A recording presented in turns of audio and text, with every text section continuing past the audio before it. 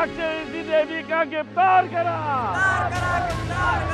राक्षसी राजसी देवी का फांसी दा। ये बतावा कि हम अंदर जाए कि वो बाहर ही हैं?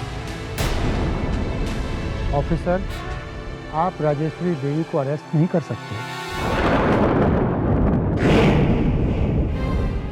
मेरे पास उनके जमानत के कागज हैं। आप कौन?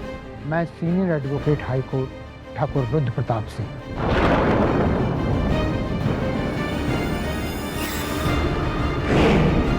चल, सुन लेना, चल।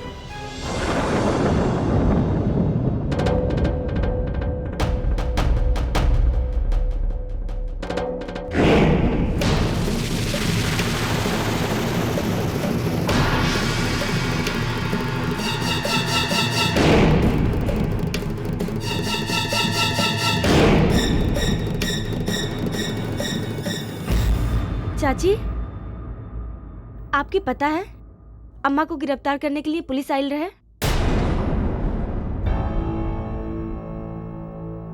आपके बाबूजी जमानत के कागज लेके आई रहना। हाँ, मालूम है।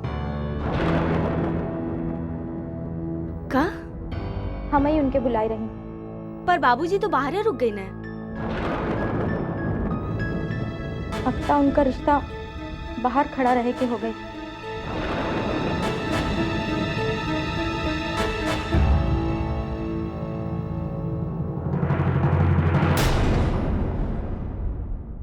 हवेली के संकट दूर कर दा भगवान। एक तरफ अम्मा जी के मन्नत ना पूरी भइल, तो दूसरी तरफ छुटकी मलकाइन के ऊपर दुख के बौछार हो गए।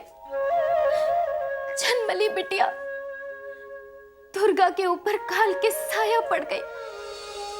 4 दिन पहले जौन घर हंसी खुशी के माहौल में डूबल रहल, पल भर में दुख के साया अपन पंख पसार लियलस। ये हवेली के लोगन के चेहरन के मुस्कान लौटा दा प्रभु। इनकन पर से अपन विश्वास ना डगमगाए दिया प्रभु।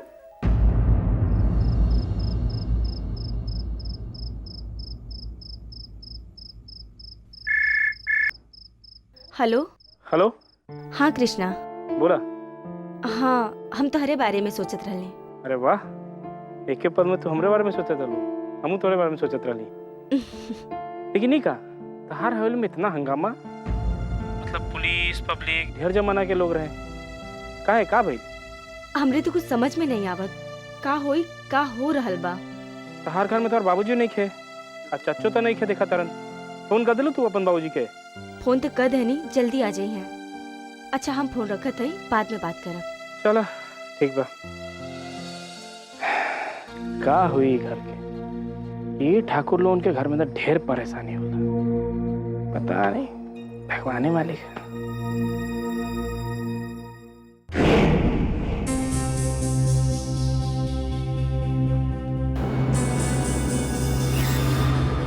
प्रताप, का बात बा? बाहर गांव के लोग खड़ा बारन, का भइल? ये हवेली के मेहरान का दिमाग खराब हो गया भैया। सालन से बनावल पुरखन का मर्यादा मिट्टी में मिला कर देना सर। चारों तरफ थू थू होता, बाहर मुंह दिखावे के लाग जा रगल बानी हो। अरे कोनो कलंक तो ना लग गई? अरे ऐसे बड़ा कलंक का हुई कि हवेली में यशोदा के कहे पर पुलिस अम्मा के धरे चले आई।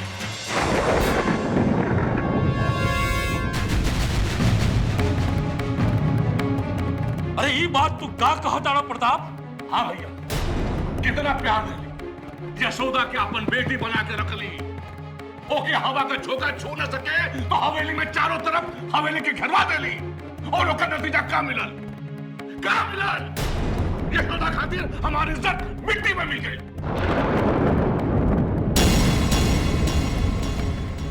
रणवीर, तू देखा अपन पत्नी के लीला।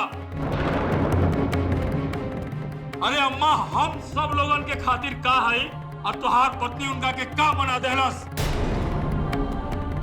अरे अम्मा के कौनो बात अच्छा ना उनका के लागत रहल तो हमनी के आवे के इंतजार तो करत रहली।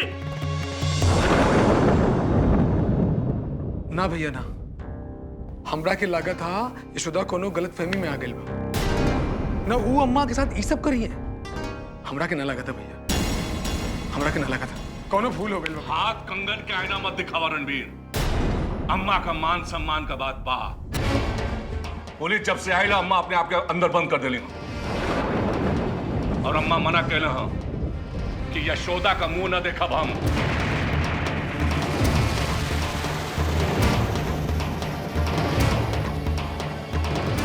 अरे घर में इतना बड़ बात हो गई, हमरा के पता तक ना चलल कि हम घर के सदस्य ना हैं। जौन बात बात पे हमरा के यशोदा फोन करत रहली, इतना बड़ कदम उठावे से पहले यशोदा ही ना सोचलन कि ओकर अंजाम का होई। अरे 3-3 शेर के तरफ बेटा बानी अम्मा के, 3-3। अम्मा पर आँच आवे से पहले दुनिया उजाड़ के रख दे। भैया गुस्सा ना करी, गुस्सा ना करी भैया। अगर यशोदा ई भूल करल है तो ओके एके प्रायश्चित करे पड़ी, पश्चाताप करे के पड़ी भैया। ए रणबीर, ठाकुरन के शब्दकोश में पश्चाताप नाम का शब्द नहीं। बात अम्मा के मान सम्मान का है।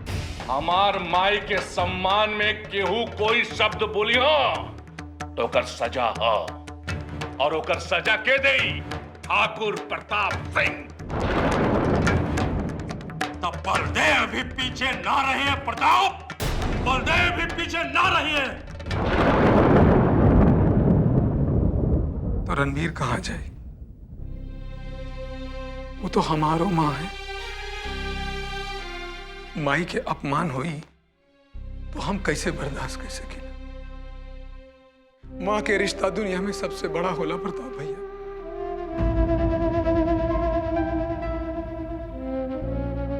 हम एक होए के नाते ये हमार फर्ज बा कि एक बार हम यशोदा से जरूर पूछा कि ऐसा का कैलस कि ओके माफ ना किया जा सके। तो कैलस ना जोरू का गुलाम वाली बात।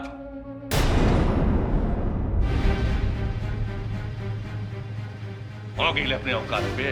हाँ देख रणवीर, भैया तो के लेके जो भी जिंदगी में फैसला केले हूं, हमनी के कब हूं टिक्का टिप्पणी ना करे, बुझले? और तू भीतर जाके यशोदा से कोनो पूछताछ न करियो, समझ जा। बलदेव भैया, तू जाके अम्मा के समझावा। अम्मा तो हर बात मनी हो। जब तक वो बाहर न आई, हमार छाती दर्द से फटल जाता। हम हैं बंदूक गोली वाला आदमी। हमार अगर दिमाग घूम गई तो लाश मिट जाए चारों तरफ भैया। प्रताप, संभाला अपने आप के। हम आ गई ना, अम्मा भी बाहर आ जाई है, यशोदा पर भी निर्णय हो जाई। हम आज तक जो कुछ कही अपन के बड़ा से पूछ के कही, हम मानी ला कि आपके मन में बहुत दुख बा, गुस्सा भी बहुत बा। तो का एक ही मतलब हम पराया हो गए? हम आपके खून ना आई? अगर यशोदा की वजह से आज इतनी शर्मिंदगी झेले के पड़त बा, अगर हमका ही पता हो तो हम उसे बियाह न करें। अगर शरीर के कोनो अंग में अगर कोनो जख्म हो जाला ना, तो के इलाज करल जाला, ना कि ओके काट के फेंकल जाला भैया। ए रणवीर, हमके समझावे की कोशिश मत करा, क्योंकि जो करेगा वो करा। अम्मा का फैसला हमारे लिए आखिरी फैसला हो।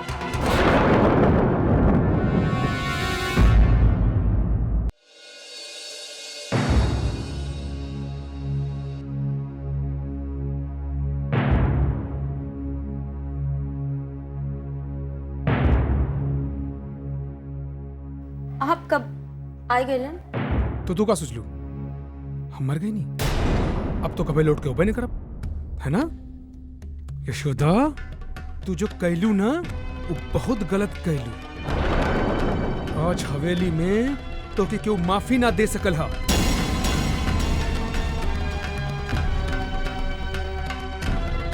यशोदा आज तक जिंदगी में कबहू ऐसा काम ना कर लेनी। कि माफी मांग के नौबत आ जाए। बड़ा नीक कहलू।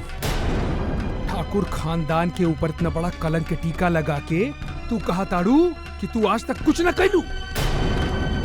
अरे तुम्हारी करतूत पर तो के गोली मार दिया जाए तो कम्बा। तो देर काहे लगाता नहीं, मार दे गोली, खत्म कर दे ये कलंक के टीका लगाने वाली यशोदा के। हवेली के कानून दुनिया से परे हाँ। ये हवेली में रहे वाले लोग इंसान नहीं, इंसान के रूप में यमराज हैं। बात बात पर गोली, बात बात पर लड़ाई, इंसानियत के कोनो मोले ना। कौन गलती करिया, कौन कलंक करिया? अपन छोट सी बिटिया के बचा ले रही, यही गलती हो गई। कहाँ जा रहा था आप हमारी गलती? हवेली में अम्मा के गिरफ्तार करे पुलिस आई तो कहा हमार वजह से? चिल्लाए के अपन गलती छुपावे के कोशिश करत ताड़ू। पूरा गांव, पूरा हवेली चिल्लाए चिल्लाए के कहा था कि तोहार वजह से अम्मा के पुलिस गिरफ्तार करे जात रहे। नहीं तो ये हवेली न रहता है और प्रताप भैया के क्रोध में जल के खाक हो जाता है। आप कौन सा ठंडक पहुंचा रहा बानी? ये घर में बिटिया के जन्म निरर्थक है नहीं, यही से कि बिटिया के बलि चढ़ावे से घर में लड़का पैदा हुई। तो तू ही कहे चाहता रू कि सब अम्मा कैलन और तू बुलाए लेलू पुलिस के, लिखा देलू रपट, है ना? हम कौनो पुलिस ना बुलाईली, हम कौनो रिपोर्ट ना लिखाईली। बाप है आप कि औलाद के मौत से ज्यादा अम्मा पर उठल उंगली के तकलीफ दे देले। अगर आप रहते तो अपन हाथ से अपन बिटिया के बलि दे देले। चुप!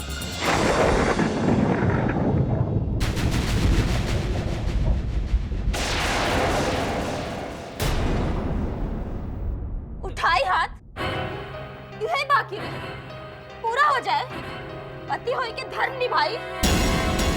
आप लोगन में तो पत्नी के बारे में कोई नई बात नहीं है। कहा पता हमार घर छोड़ जाए के बाद यह मनसा अधूरी रह जाए।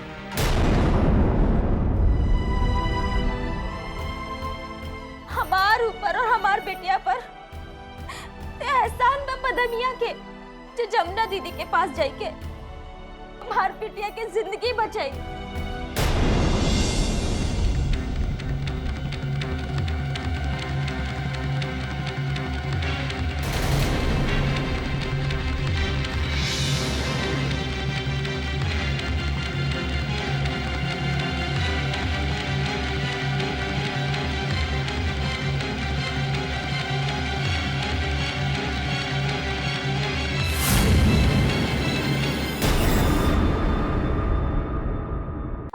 गुमान में रह गई, आपके ना रहन पर हमारे साथ जौन भइल हम सह गईली। अम्मा पर इतना बड़ा इल्जाम का है? अम्मा के ऊपर हम कौनो इल्जाम न लगाता नहीं। अम्मा को लेके हम कौनो बात न कईली। बुच्चा भगत हमार दुर्गा के ऊपर जादू टोना करत रहा और बिटिया के बलि चढ़ात रहा। जमुना दीदी हमार बिटिया के रक्षा करी। हम अपन बिटिया का लेके आ गई नहीं। हमार निकले के बाद पुलिस आ गई नहीं। बस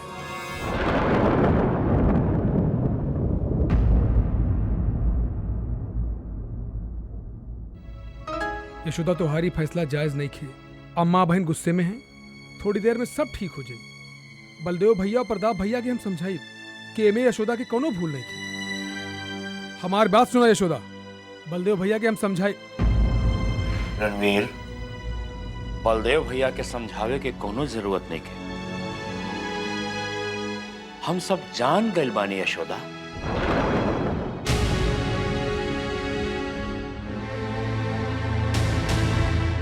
अरे तोहरे साथे जौन भी भइल वो अच्छा ना भइल। अम्मा जे कुछ भी कहली वो अच्छा ना करी। अरे उनका गलती हम लोगन खातिर सच से कम नहीं खे। उनका जगह पे हम तोरा से माफी मांगता नहीं। भैया, हमका नरक में जाए के खातिर रास्ता न बनाई। हमरा से माफी मांग के पाप की भागीदारी ना बने। यशोदा, ये तो तोहार बड़प्पन है कि तू हमनी के आपन बड़ समझत बारू। अकेले इतना बड़ा संकट तू झेल ले लू और दुर्गा के तू जान बचा ले लू। अरे हम तुम्हारी कर्ज कैसे लौटाई यशोदा, कैसे लौटाई? अरे तू ई घर खातिर इतना कुछ कैलू, आज सिर्फ तू एक बात हमार मान ला, बस एक बात मान ला यशोदा। अरे हमार अम्मा, अरे ओकर दिल बहुत हीरा बा, बहुत हीरा बा। अरे हमरे जैसन सौतेला बेटा के इतना प्यार दिलस, इतना प्यार दिलस। अरे इस चीज के तू हमार घर में 10 साल रह के महसूस कर ले बारू। अब ई तोहार घर हो गइल बा। हम चाहत बानी यशोदा कि तू अपन गलती के अम्मा के सामने माफी मांगला बेटी, माफी मांगला। अरे तू तो हमार बेटी समान बारू, बाकी सब हम संभाल ले। जब हम कौनो गलती ही ना कनी तो माफी कौनो खातिर मांगी? बलदेव भैया के खातिर। ये हमसे ना हो सकेली।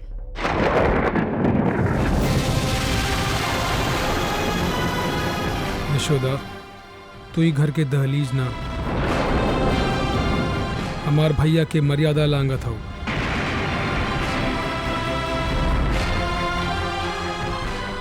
इतना समझ ला।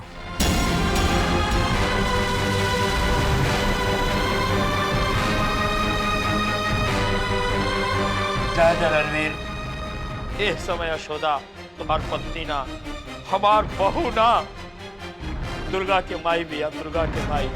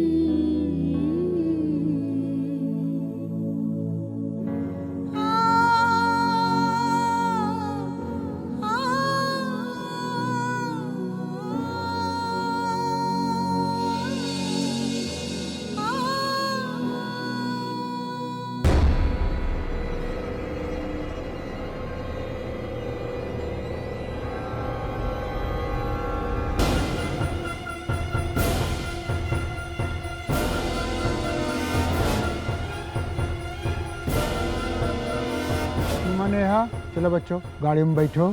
अरे प्रकाश, तनी अटैची ले ला हो।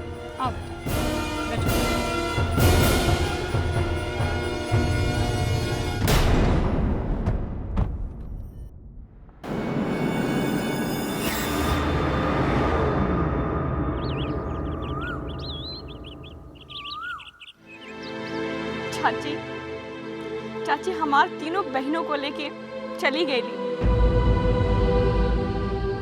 मेघा, ससुराल के बाद जनानी के सबसे बड़ा घमंड अपने नैहर पे होला। बाकी तहार हवेली में बहुत गलत भइल, घोर अपराध भइल। वो बेचारी वही दुख से घर छोड़ देली। रणवीर चाचा ही बहुत गलत करें, उनका के तो रोके के चाहिए। तहार दादी कितना कठोर बनी, कोनो मरम नहीं खे छोट बच्चा खातिर। तहार दादी, तहार दोनों चाचा, तहार बाबूजी और तहार हवेली सबके पाप लागी। तू लोग केहो पाप से ना बच पा। बहुत गलत भाई।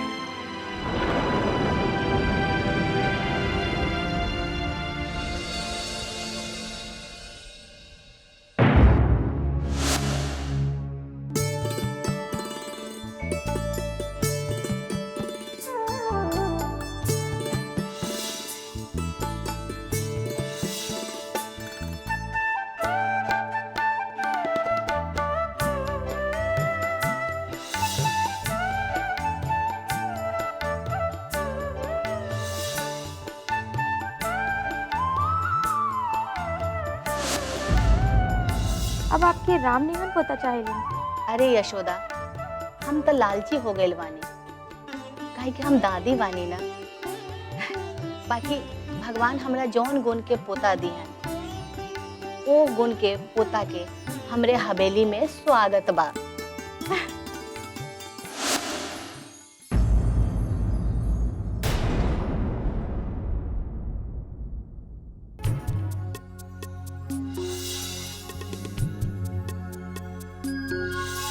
और तू तो जाना तारू कि हर लड़का रणवीर सिंह ना होला जे खुशी खुशी जो है यशोदा से शादी कर लेहलस।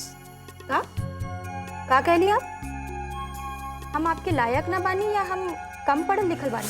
अरे श्रीमती जी, भूल हो गई।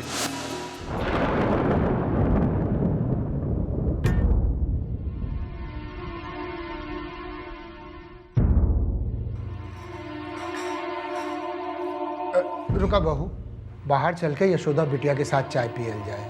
चला। सही कहा। हाँ चलो।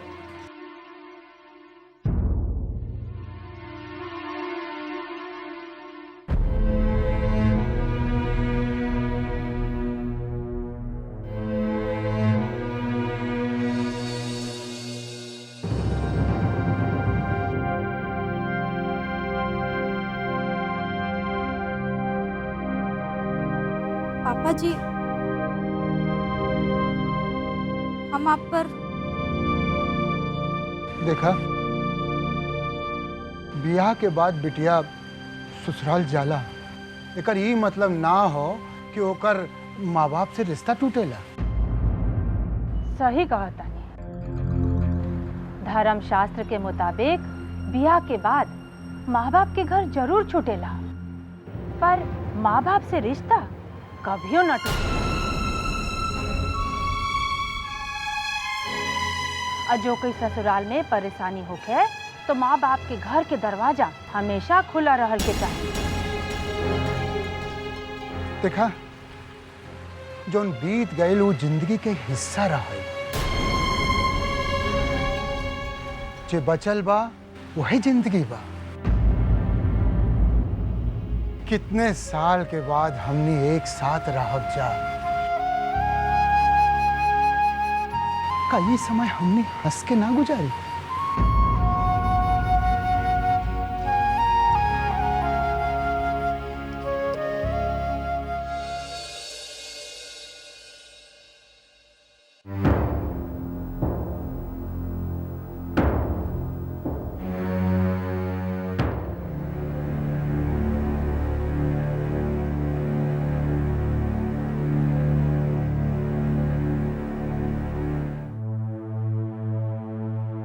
ससुर राम शरण के इतना हिम्मत कि हमरे दुआरे आके नारा लगवाए, अम्मा के खिलाफ पुलिस वालन से मिलके बयानबाजी करे। अरे दोस्त राम शरणवा का नइखे, खोट हमनी के घर में हो।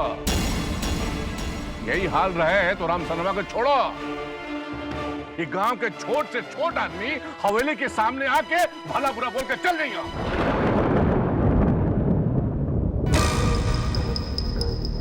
यशोदा तो साफ साफ कहत रही कि पुलिस हम नहीं बुलौले।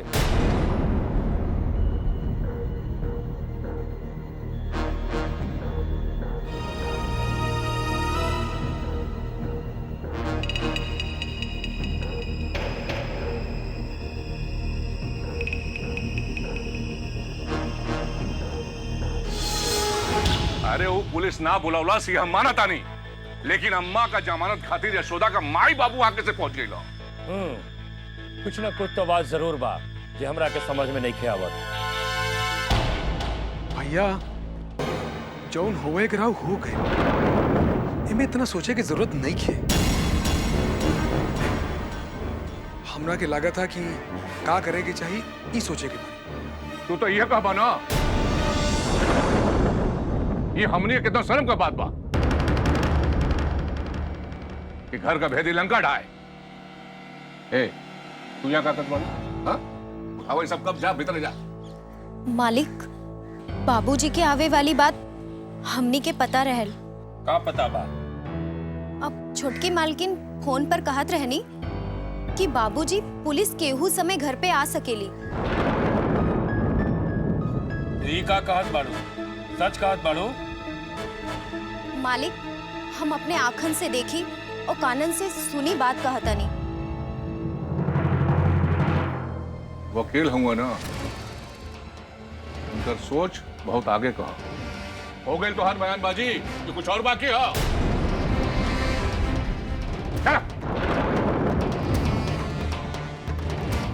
अगर ई बात सच है, यशोदा अम्मा के जमानत बाबूजी से कह के करौले बाड़ी, तो हमनी के का करे के चाहिए? का करे के चाहिए बात ना है। बाबूजी कहे आयल रहो, ये बात पता चल गई बस।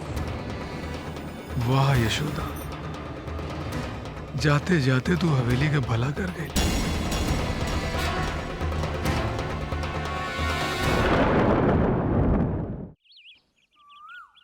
हमरे विचार से इन ठकरवन के नंगा करके, माथा मुड़ाए के और गधे पे सवार करके जुलूस निकालल जाए और जैका मन करे वो चुतियाए। ये सब मनुष्य बा, भला मानुस ना बा। भोर भरे चेहरा देख ली तो दिन भरे अन्न जल कछु ना मिले। आखिर छोटकियो ठकुराइन ना टिकली, ये ठकुरवन पता नहीं भगवान बाड़े या वहू डरेले इन ठकुरवन से। लोग कहत रहे कि प्रतापवा बदमाश रहे, तो यही से उसकी पत्नी भाग गई। पर हमरा का ई बताओ, ये रणबीरवा तो भले मानुस बा, तो एके मेहरारू के साथ काहे नौटंकी भाई? जाने ही लोगन के करनी के फल गरीबन का भोगे का पड़ी। जवार जिला में नाम धरा जाई कि हमनी बेटी के मार देली जा, और बेटी मरला के बाद समाज में कोई अपन बेटी न दी, सबके लड़के खड़ा रह जाइए। देख लिया बाबू। ठीक कहत बा। जेकरा पास पैसा बा उ ले आई कोलकाता के बहू बाजार से औरत, न तो नेपाल से मेहरारू, और जेकरा पास ना हा उ का करी? खाने पीने में मिलावट बा, पूरे समाज में मिलावट बा। ससुर कलयुग अपने चरम पर बा। अरे ठकुरन के तो कौनो आह न लगन बा। यहाँ तो ई गति भइल कि खेत खाए गदहा और मारा जाए चरवा। ये बात है भैया।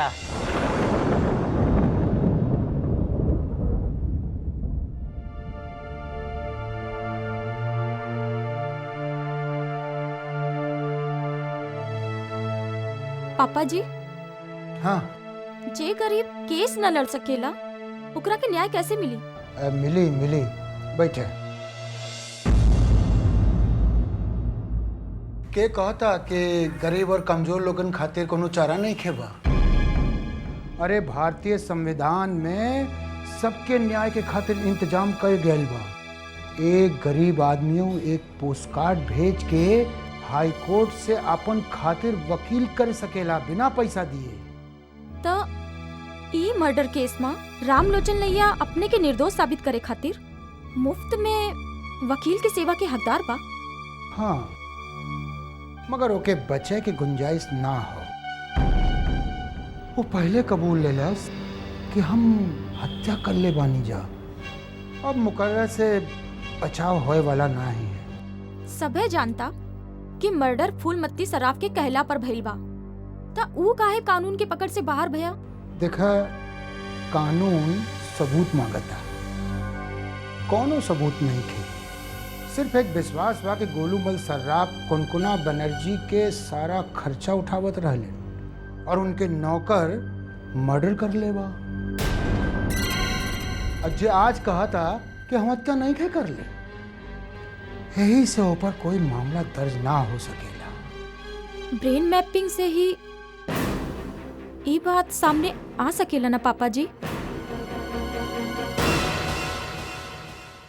जहाँ तक सबूत के बाद बा, आप कहत पानी कि पोस्टमार्टम रिपोर्ट में धारदार हथियार से पेट फाड़े के बाद कहल गई बा,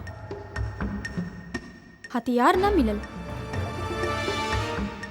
इहो तो हो सकेला कि मर्डर आइस कौन से करल गई हो।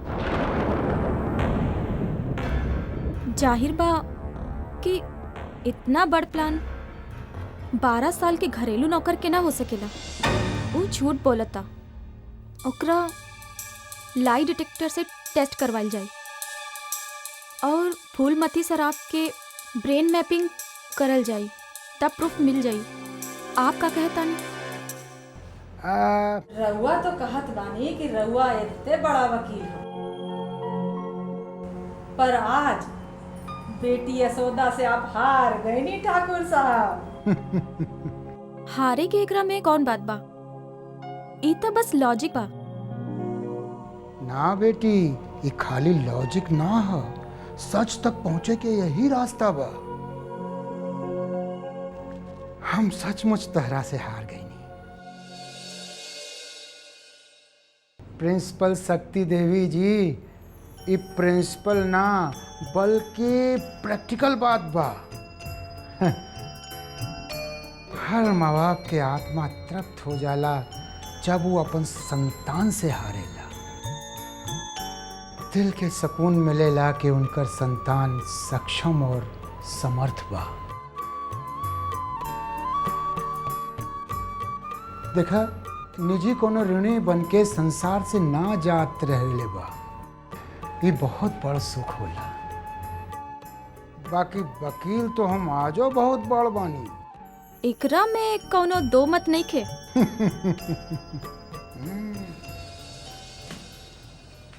बेटी यशोदा,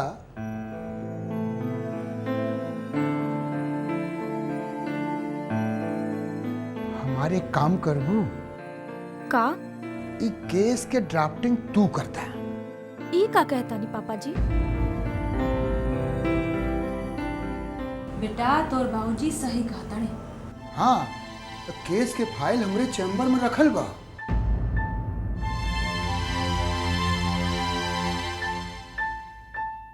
ठीक बा।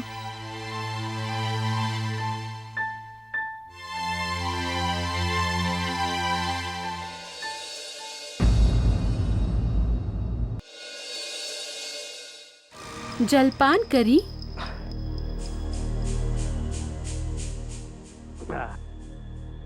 हम आपका का सेवा कर सकेली? ये कृष्णा आपकी जात के हैं मुसहर। 80% नंबर ते पास करे वाला आपन जिला के ई पहला विद्यार्थी हन। कॉलेज में पढ़तन। जनानी लोग पे समाज में अत्याचार होला ढेर। राम बाबू, आप का कहल रहली? अब ठाकुर घराने के कुकान तो सुन रहत। जन्मल लड़की के 5 दिना पहले मारत जात रही। छोटका दरोगा के बचा ले। अब यशोदा का तीनों बिटिया के साथ घर से निकाल दी। काहे थे वो अपने बेटी के बल देवे न रहल। अब आपो पे प्रताप बहुत अत्याचार करला। अब समय आए गए है कि हम मिलकर आवाज उठाई ताकि आपकर हवेली में प्रताप सिंह के पत्नी के अधिकार मिल जाए, यही कहत बानी। यही सोचत। पहला आप अपन जानकारी ठीक कर ली। वो झूठ बोला था कि वो रणबीर सिंह के बेटी के समाधि से बचौलस। रणबीर सिंह का तीसरा बेटी के ग्रह दोष के कारण ई समाधि दियल गई रहल। ई सामाजिक टोटका बा। जैसे तोहार बाप फुलवरन यादव के बाद गोबर पे फेंक के उठावल गई रहल, काहे से के तोहार दादा के कोनो बच्चा 3 महीना से ज्यादा जीवित ना रहत रहल। तू पढ़ले पर ध्यान लगावा। राम शरण जी, आप हमार और ठाकुर के बीच में आवे के कोशिश न करा।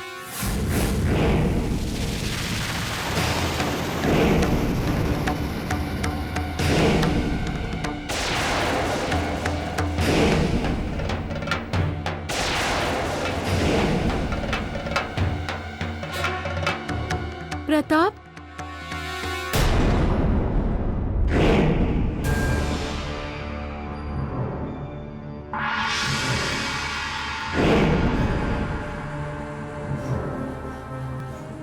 प्रताप बाबू, का रे तोर हिम्मत कैसे भैले घर में घुसे का?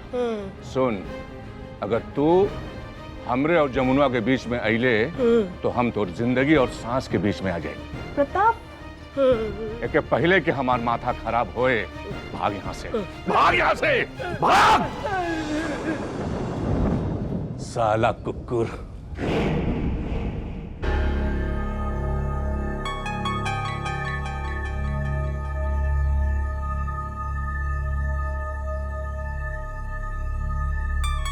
देखा जमुना, बाहर के कुकुर के घर में घुसे न देवे के चाहिए, बुझलू ना?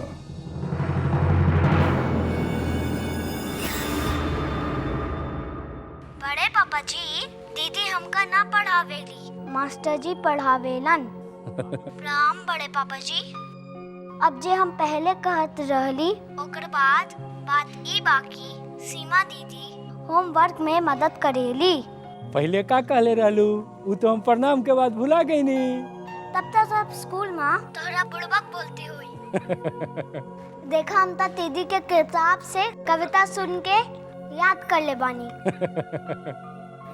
ली मामी से बात करी, अब हम नाश्ता करब। इतना फोन पे बात ना करे के बेटा, खूब बिल आवेला। हमनी के घर में जमींदार और ठेकेदारी का कांचा पैसा ना आवेला, महीने के गिनल चुनल पैसा आवेला।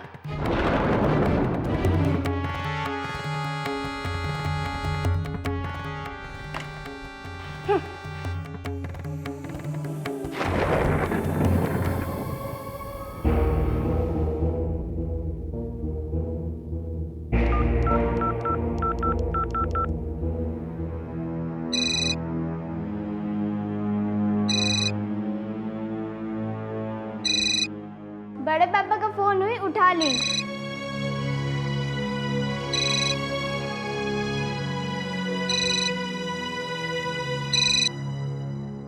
हेलो यशोदा, हम बलदेव बोल रहल बानी।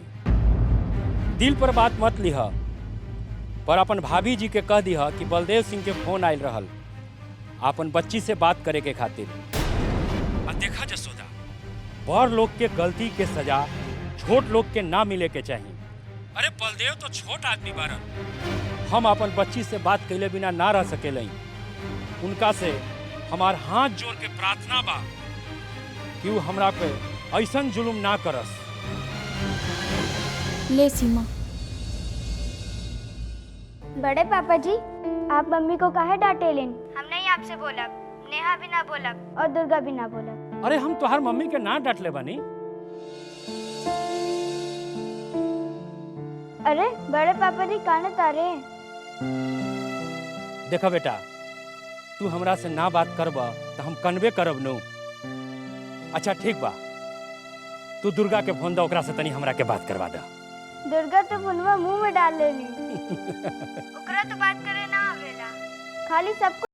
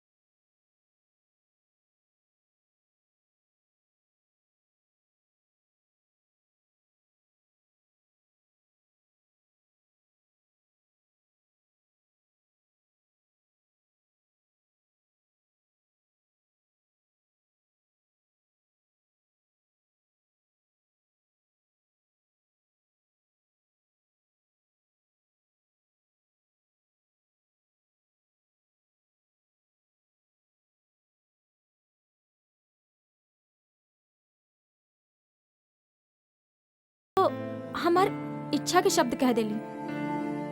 बेटा यशोदा, तू मेघा से बात कर ले, हमने बाद में बात कर लेंगे। हाँ है ना? चल आओ। हाँ मेघा बोला। चाची जी आप कब से वकालत शुरू करब? हम आपके और नाना जी की सारी बात सुन लेनी, बड़ा अच्छा लागल। औरत लोग भी आगे बढ़े, ये भी बहुत जरूरी बा। इता त्योहार पर भी लागू होला। हम तो नानी जी की जगह ले कॉलेज में प्रिंसिपल बनब। इता बहुत ही अच्छा होई।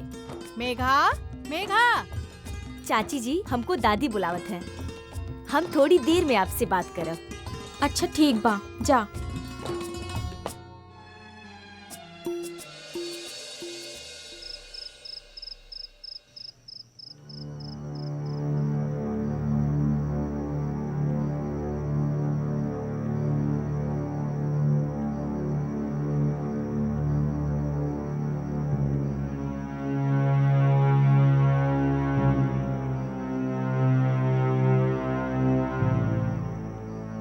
अम्मा,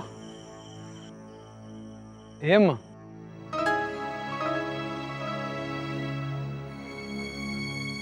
का बात बा? अम्मा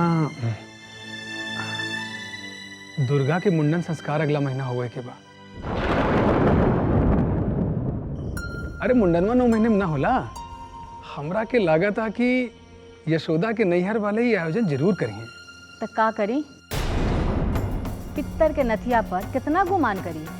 ये बात नहीं है अम्मा, बाप होए के नाते हमारा पहुंचना जरूरी बा और हम वहाँ जाए के चाहिए। वो तो मुंडन संस्कार में हमार माथा नीचे करे के इंतजाम करके रख ले बा। ओकरा इतना शान कि हमार हवेली छोड़ के चल गई और हम इतना गिरल बानी कि ओकर जूता चाटे जाए। लेकिन अम्मा हम तो बाप बानी ना, हमरा के तो जाए के चाहिए। मुंडन संस्कार के इतना ही शौक बा तो ठीक बा, हम करा देतानी तो हर दोसर बिया और दे दा हमरा एगो बेटा, और तब देखा देतानी कि मुंडन संस्कार के कैसन मेला लागेला।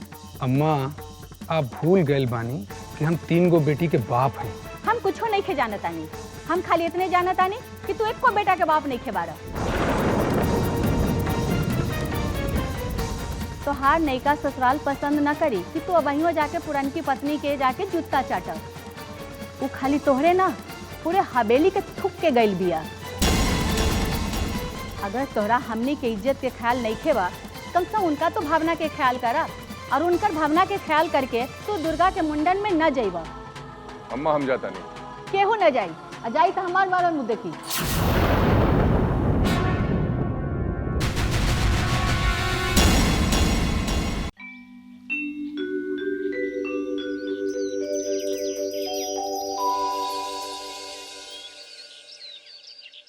बनारस के करीब रोड के किनारे मासूम बच्ची की हत्या।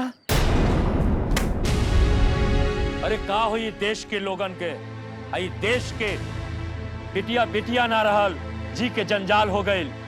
रोज सवेरे पेपर में देखा तो बस यही न्यूज, केवल हत्या हत्या हत्या। लोग के समझ में नहीं आवत कि बेटी पराई ना होला। अरे बेटा की तरह कदम से कदम मिला के चले लगली। अब बड़के मालिक आपके खातिर चाय रख दे। अब ये अखबार ले ले जाई। ले जा। सुन बदमिया। जी मालिक। अरे बशीर आवे के रहलन, आइलन की ना? अब मालिक अभी तक तो ना आइले बाड़न, काल आइले रहलन और छोटके मालिक से बहुत देर तक बात होत रही। छोटके मालिक के कुछ समझावत रहलन, बाद में का भइल हमके नहीं खे पता। ठीक बा, जा तो हम पता करा ले काहे ना आइलन। जी मालिक।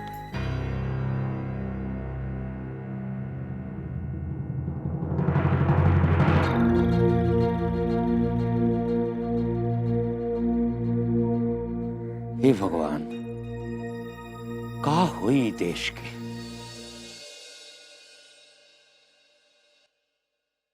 देखिए शक्ति जी, सब जगह सख्ती से काम ना चलेला और रिश्तेदारी में रौब दाब ना चलेला। हाँ, सबके स्पेस देवल जाला, नहीं तब बनत काम बिगड़ जाला। इसलिए हम कहतानी कि मुंडन संस्कार में वो जो है सब ठाकुरन के नोटा देवल जाए। हो सकत है यही बहाने रणवीर बाबू और यशोदा बिटिया के फिर से मेल मिलाप के गुंजाइश बन जाए। बुझली? बूझ गए नहीं, आई चाय पी ले, नहीं रहुआ के कोर्ट जाए में देर हो जाए।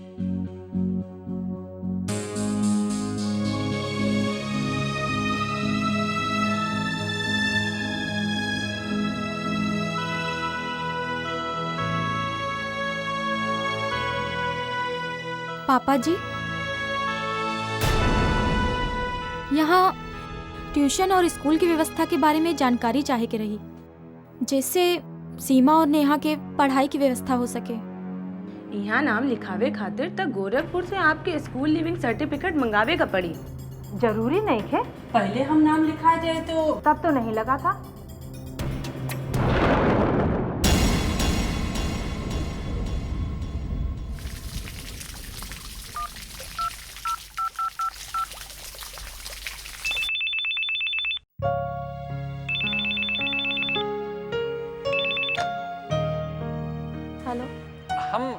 हम बशीर बोलत बानी।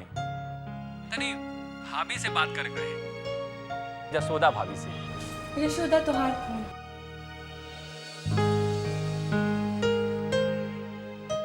हेलो भाभी जी।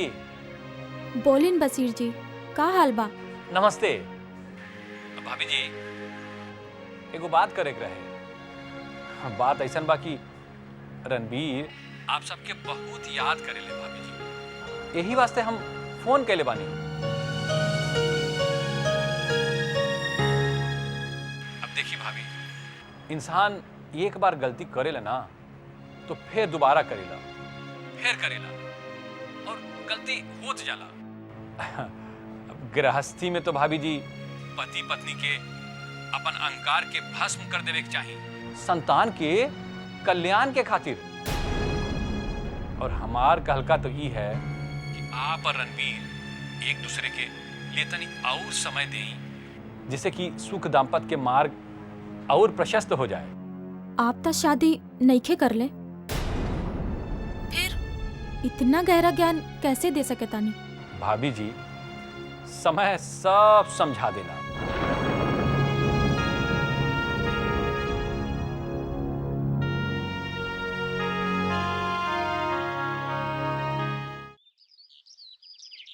नहर जोन बा पुरान नक्शा के मुताबिक ही बनी। अब बंद चीनी मिल के रीडेवलपमेंट पे जो मजदूर बेरोजगार हो जाए हैं, उनकरा के हिस्सेदारी देवे के पड़ी। जनली भैया, तुम लोग को बुद्धि छितरा गइल बा। हाँ, उस समय तो तू कहत रहला कि यशोदा का बात मान जा तो सब ठीक हो जाए। अब का भाई गांव उलट गई। अब एबे यशोदा का फसावे का मतलब बा? अरे मतलब बा, जब काम शुरू भइल रहे तो तू यशोदा का बहुत तरफदारी करत रहला कि बहुत पढ़ल लिखल बा। अरे हम मानता नहीं कि ओकर बाप बहुत बड़ा वकील है। हाँ, एकरा के बेसी पढ़ा लिखा के लेकर माथा खराब कर देने पर हमरा ती लागता कि रुद्र नारायण सिंह उल्टा मंत्र मार देले बा कि हमार सब काम बनते बनते बिगड़ गई।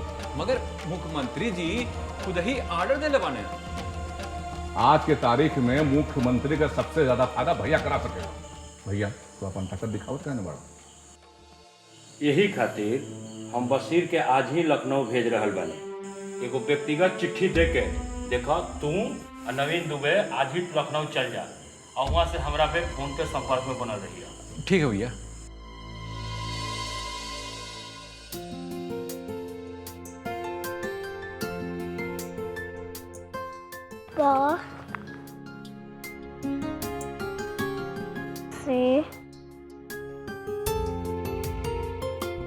मम्मी, प से पपीता होला तो प से पापा भी होला। हाँ होला, पर जो लिखल बा वही ना लिखो। अच्छा ये बतावा कि पापा हमसे मिलने काहे नहीं आवेले? नेहा, तोहार पापा यहाँ कौन मुँह लेके आई हैं? तोहार पापा तो पापा नहीं पापी हैं, पापी।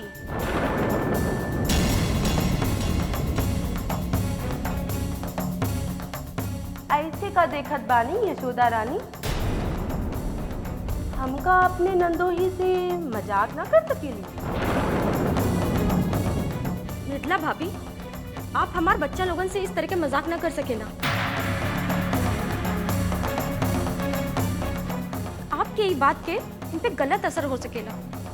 यही से आगे से आप भी ई बात ध्यान में रखल करी। मृदुला, तू अपन कमरा में जा। तोरा के बोले बोले अबे के तमीज नहीं खे। हम तो ऐसी कोनो बात ना कहली जो आप इतना गुस्सा होवल हो। आप जाके समझ में आयल कि काहे नहीं आपका ससुराल में बाज भइल। अरे बाल बच्चा के संस्कार का इतना ही ध्यान और फिक्र है तो काहे नहीं अपने पतिदेव के साथ सुलह कर लेता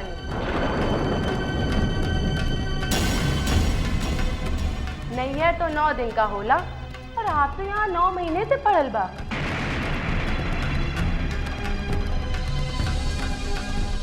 मृदुला, बच्चा लोग के सामने का ऐसे बोले के चाहिए?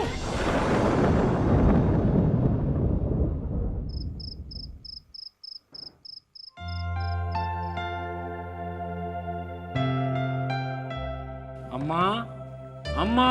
हाँ बताने का बात बा? अम्मा, यशोदा दुर्गा के मुंडन खातिर राउर आज्ञा आदेश मांगत बिया। अरे वो हमसे आशीर्वाद लेवे खातिर नहीं खे बोलावतिया, वो तो हमके अपन औकात बतावे खातिर बोलावतिया। मुंडन तो एक बहाना बा। इक्कर जवाब ये बा कि ए हवेली से केहू न जाए, केहू न जाए तो केहू न जाए।